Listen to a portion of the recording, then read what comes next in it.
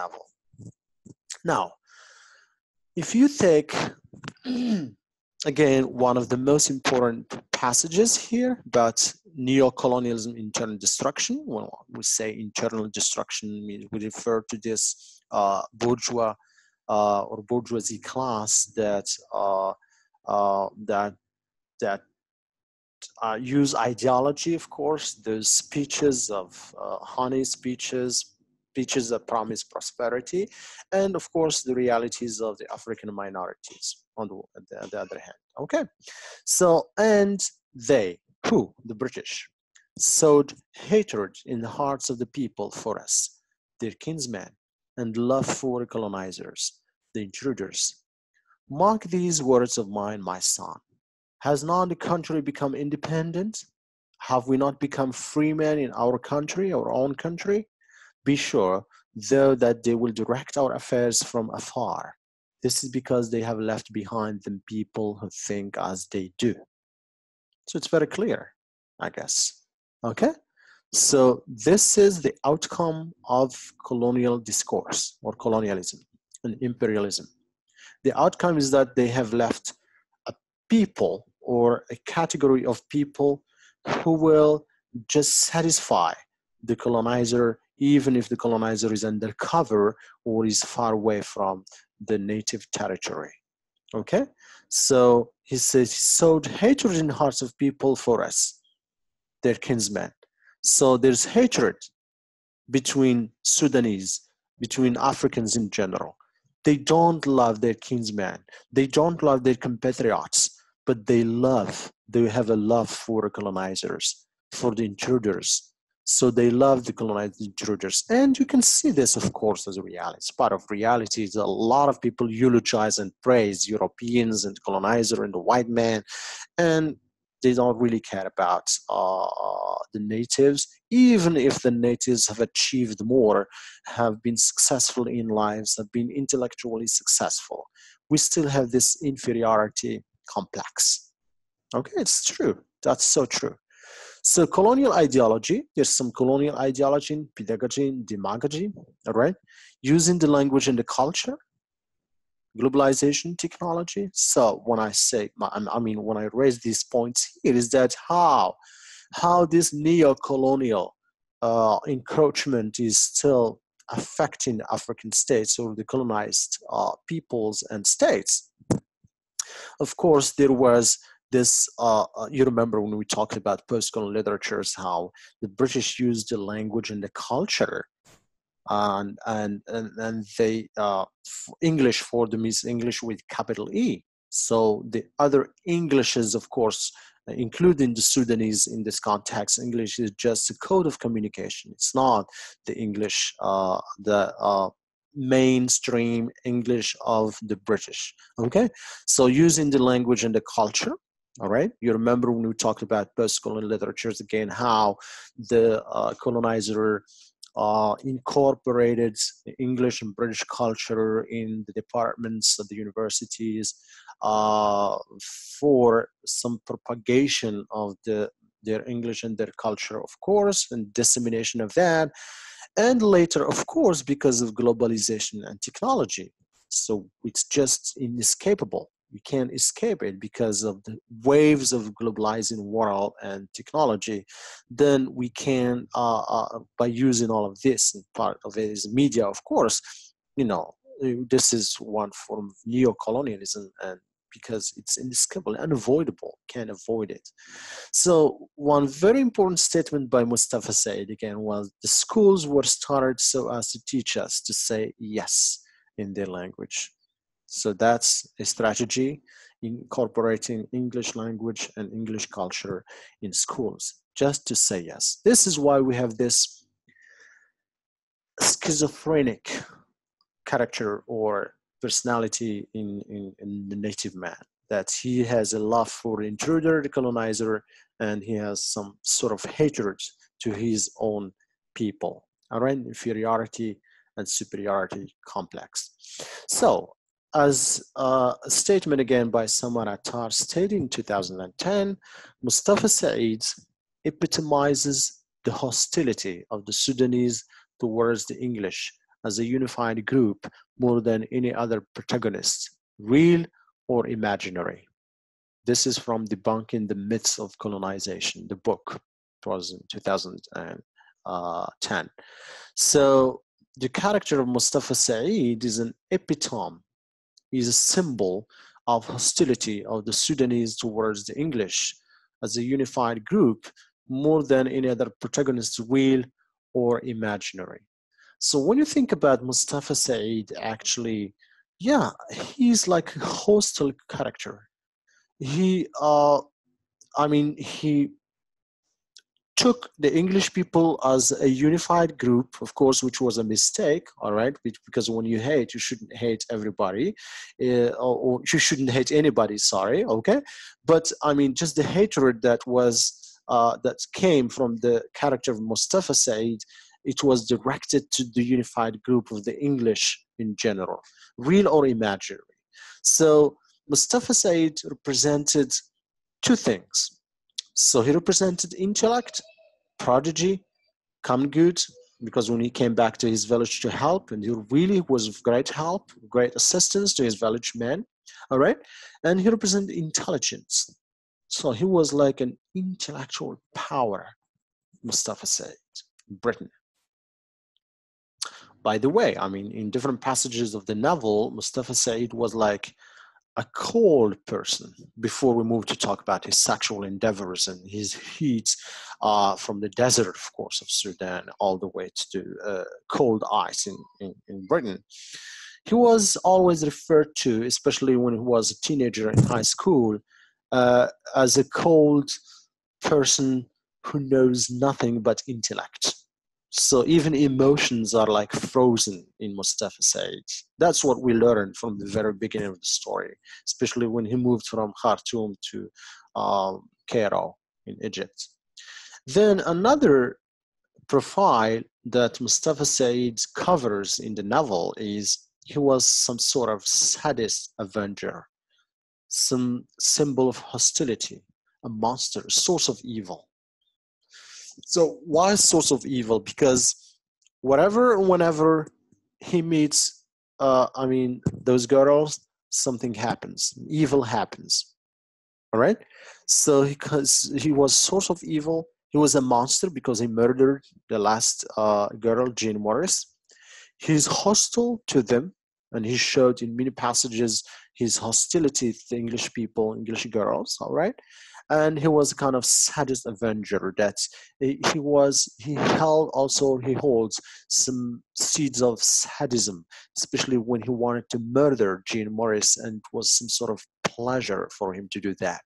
So to react, to conquer, to attack, and to avenge for Sudan and for Sudanese people. Okay, so we have two different profiles. So this shows you the schizophrenic personality of the colonized person. How can an intellectual, a prodigious, a brilliant, intelligent, smart guy become a hostile guy, become a monster, become a source of evil, and become a sadist avenger, for example? All right? So there's some contradictory, this is a contradictory profile in the character of Mustafa Said. Okay, so let me go to another slide now. Colonialism's psychopathic outcome, or monsters. Okay, so I was talking about Mustafa Said as an outcome, and look at these passages again. You, Mr. Said, are the best example of the fact that our civilizing mission in Africa was of no avail. After all of the efforts we've made to educate you, it's as if you'd come out of the jungle for the first time. Look how Tayyip Saleh makes it really kind of manifest and explicit reference to the failure of the civilizing mission in Africa. And how can we see this not from just like the economy, not from the poor people that are there, but from the personality of one single person, all right, from the character of the novel, the protagonist. You, Mr. Said, are the best example of the fact that our civilized mission in Africa was of no avail. This is a great way to show, and this of course shows great stylistic, magnificent portrayal and writing skills of Tayyip Saleh here. So it shows that explicitly you're a best example of the fact. From who? From, this is from Maxwell, or from one British person, I don't remember anyway, when they were in the court during his trial, because when he murdered Jane Morris, of course, he was sentenced to 7-year jail, okay, or jailing. Okay, so, and one of the people of British white men was talking about him, and he said, he addressed him with this message: you, Mr. Say, are the best example of the fact that our civilizing mission in Africa was of no avail. After all the efforts we've made to educate you, it's as if you'd come out of the jungle for the first time. So what you guys, I mean, the colonizer is doing is just yielding, producing monsters and not educated people.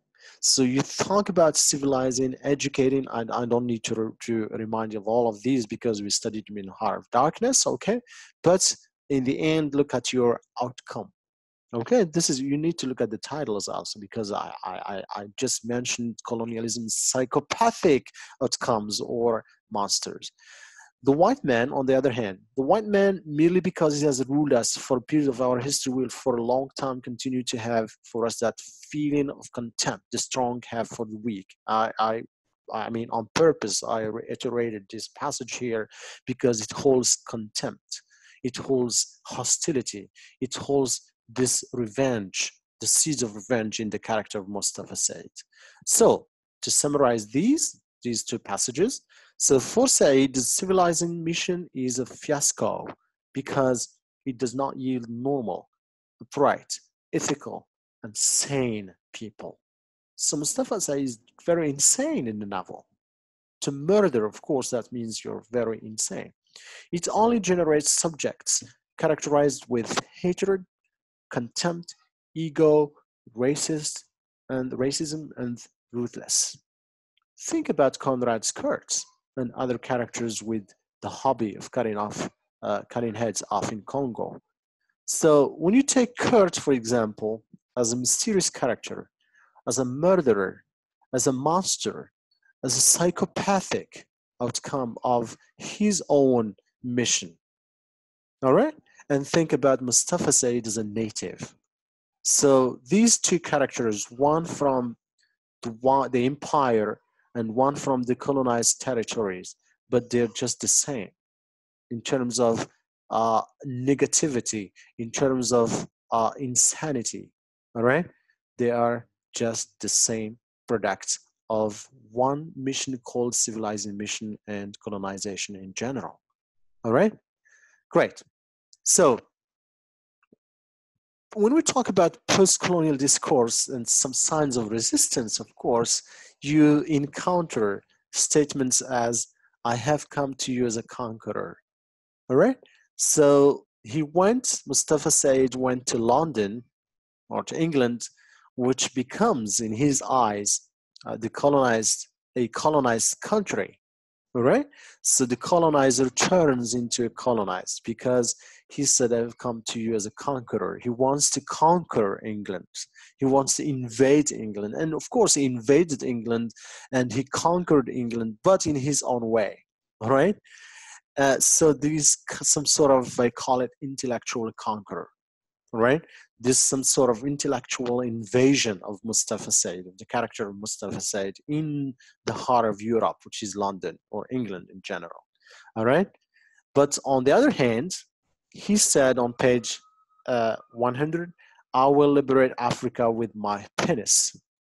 So England and London becomes a feminized victim for Mustafa Said. English girls penetrated and murdered. This is another kind of conqueror, which is sexual conqueror. So Mustafa Said is a protagonist that holds two different versions or two different types of conqueror. sexual conqueror, and intellectual conqueror. When we talk about intellectual conqueror, of course, we talk about again his abilities, his excellence, his prodigious aptitude, his intelligence, all right, smart guy, and has a PhD in economics, and he's written many books which are referred to in one of the pages of the novel. I remember the I remember the colonialism of economics or something like this. Anyway, there's a page with a lot of books written by Mustafa Said, which means that, and there's a reference in, every once in a while in novel, there's a reference and witnessing statements about Mustafa Said being just one of the most incredible people, all right? One of the most charming people as well. So he had two missions, intellectual mission, and he conquered England by his intellect, and he also conquered England by his penis, by saying, I will liberate Africa with my penis. And of course, the stories and the endeavor that he has conducted in London, his bedroom, of course, we're going to go back to that later. It holds some evidence for his this sexual the whole adventure of eroticism that happens in the novel. We're going to see. Now it's up to you to say which one is right, intellectual conqueror or sexual conqueror. Should we write back to the empire or rewrite our culture or history, or should we show our feedback intellectually or sexually? Where do we go from here? So this is a question for you probably to ponder or talk over, to think over, okay? So the last slide here will be just some signs of resistance again, okay, by Mustafa Said. Each one of them, look at this, yet each one of them in that court would rise above himself.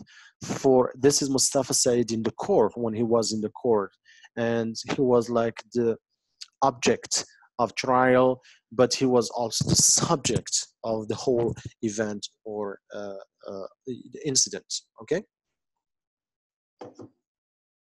So, yet each one of them in that court would rise above himself for the first time in his life, while I had sort of feeling of superiority towards them.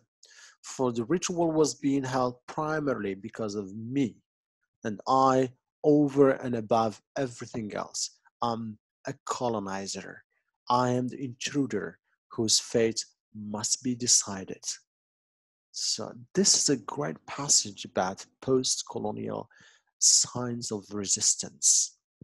All right, it's not only resistance, but it's more than resistance, superiority. So look how Mustafa Said, the character protagonist, feels Eurocentric. Just he transmits to us the feelings of the white man when the white man was colonizing Africa.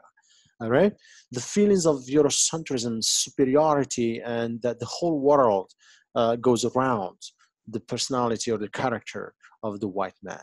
Now, the whole world, everything is here because of Mustafa Said.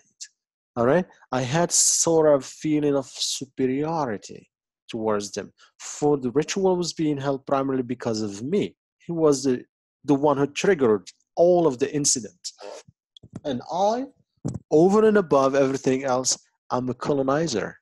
So he came, he colonized, he penetrated girls, he murdered one of them, and the trial was held. The whole event, the whole chaos, the whole mess was because of him. So for him, he was like a hero. The protagonist, the hero, the prima donna. Well, we say this for women, but let me borrow this word for men as well. So like, he was the prime of the stage, the most important character in the stage. Okay, I am the intruder whose fate must be decided. So he was intruder. He invaded England, and now his case or his fate must be decided. So he's everything actually. So he took, he got all lights from the white man. He becomes the white man now. This is colonialism reversed, post-colonial discourse, okay? So, and this of course brings back to my mind this discussion between Kitchener and then the narrator commenting on that says, "Why have you come to my country to lay waste and plunder?" All right. So Kitchener, who was the commander in chief in Sudan, okay, at the times of colonialism, and who was asking one of the guys, "Why have you come to my country?" So for Kitchener, Sudan is his country to lay waste and plunder. So it's just like, I mean, this shows the superiority and ethnocentrism of Kitchener. This is why I brought back this image to show that Mustafa Said now is adopting this stage and this position of superiority and saying, in the heart of Europe, in London, inside the court, I am everything. Okay, just as Kitchener said in Sudan once. Okay, and the narrator commented, "It was the intruder who said this to the person whose land it was." Kitchener was the intruder, and he said that to the man whose land it was. And the owner of the land bowed his head and said nothing. Silence. All right, so this shows some superiority between Kitchener, the colonizer, and the layman in Sudan, the native, the colonized. Now Mustafa Said gives this image back to the colonizer and shows it to the colonizer, and this image just reflects not just Kitchener's image, but more than Kitchener's image, saying, "I'm an intruder here, I'm the colonizer here, I'm just," so he's just reflecting the colonialist subject here. All right, and this is of course one of the strategies that we use in post-colonial literature, post-colonial theory. All right, so I think this is the end for today. Okay, until we see each other again in our next lecture, probably about East and West, about Orientalism, about identity. Okay. But before, of course, I end the meeting for everybody. I just would like you to, I mean, if you've got any question here, I can raise your hand and I can just unmute your microphone, because I don't want to unmute your microphones all for, for problems of noise and echoes. Okay, so do you have any questions? Do you guys have any comments, any additions, any questions about this? Was the lecture clear? Did you enjoy it? Did you follow? Concerning the point where we talked about how the colonizer keeps having that contempt and will always feel that contempt and that feeling of superiority, like even though colonialism stopped, it's like colonialism created a certain false consciousness in the mind of the colonizer as well as the mind of the colonized, because as we see, until this moment, until this day, we have this feeling of inferiority towards Europe, towards like the colonizer. So it's like that feeling of contempt that we talked about is as if it's a false consciousness that sticks to the mind of the colonizer and the colonized, even though colonization ended. And we can call that the new colonialism. That false consciousness that keeps going with us, we can be the representation of the new colonialism. Yeah. All right. Thank you. Yeah. I totally agree with you. Of course. Yes.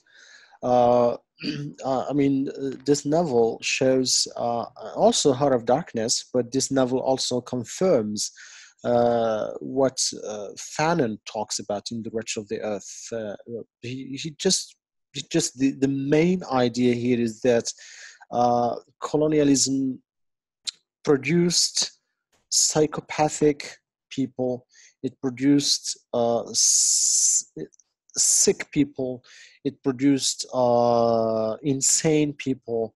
And of course, this insanity, or let's say psychopathic state, is manifested through the contradictory feelings that we have, the paradoxical perceptions that we have towards Europe or the white man, towards our own people, again, the inferiority superiority complex. Okay, so it's good, yeah, to call it as false consciousness, yeah, kind of sick consciousness actually,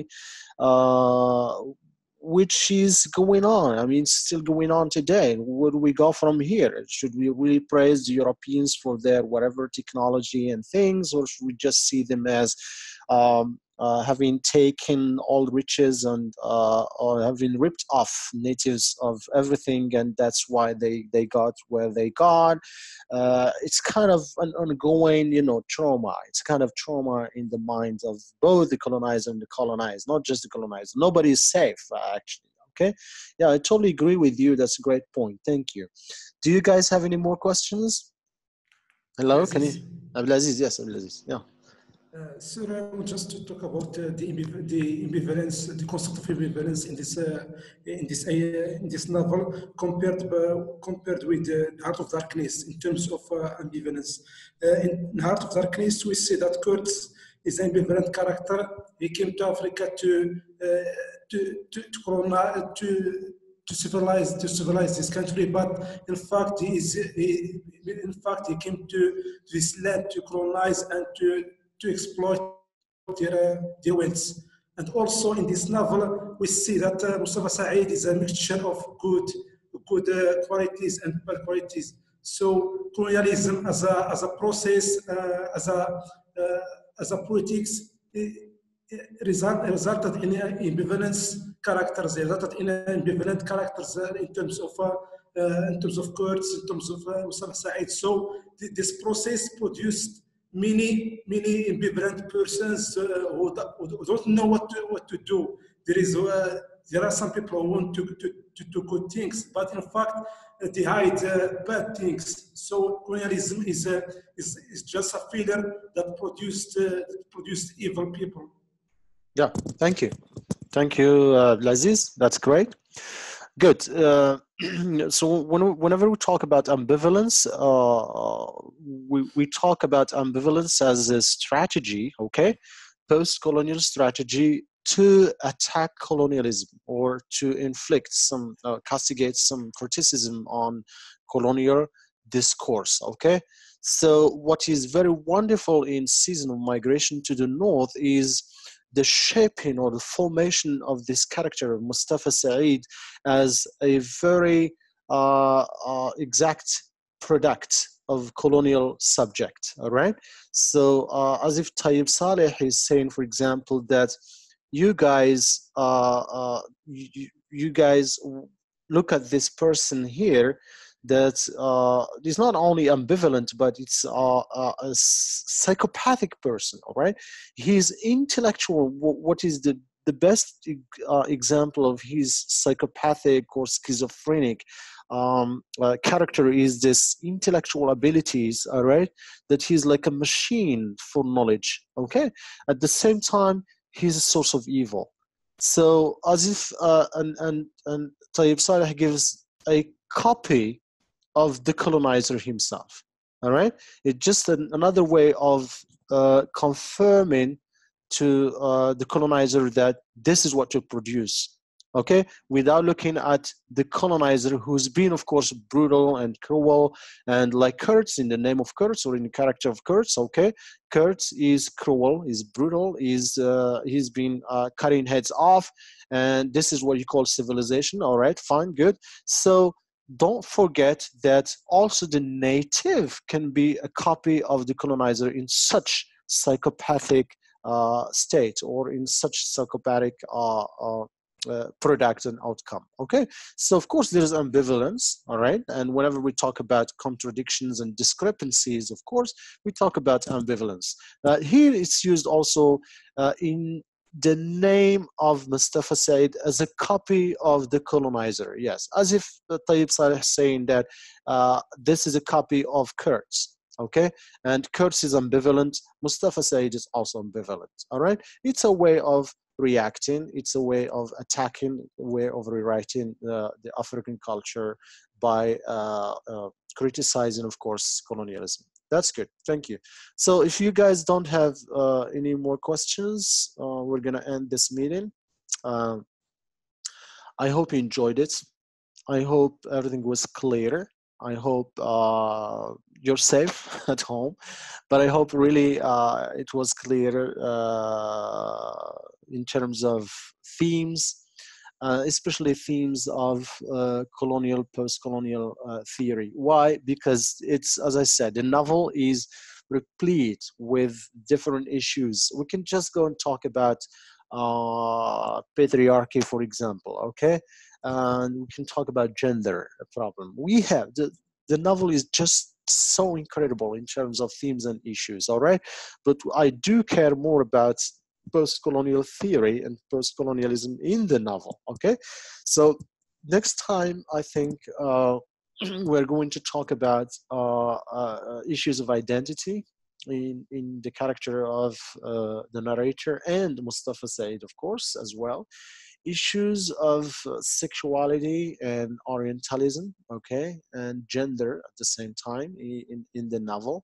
So take good care of yourselves, and see you in the next session. And I hope everything was just clear.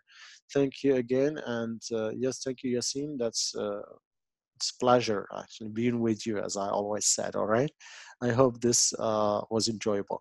Okay, so I'll see you very soon, inshallah. Take good care of yourselves and stay safe, stay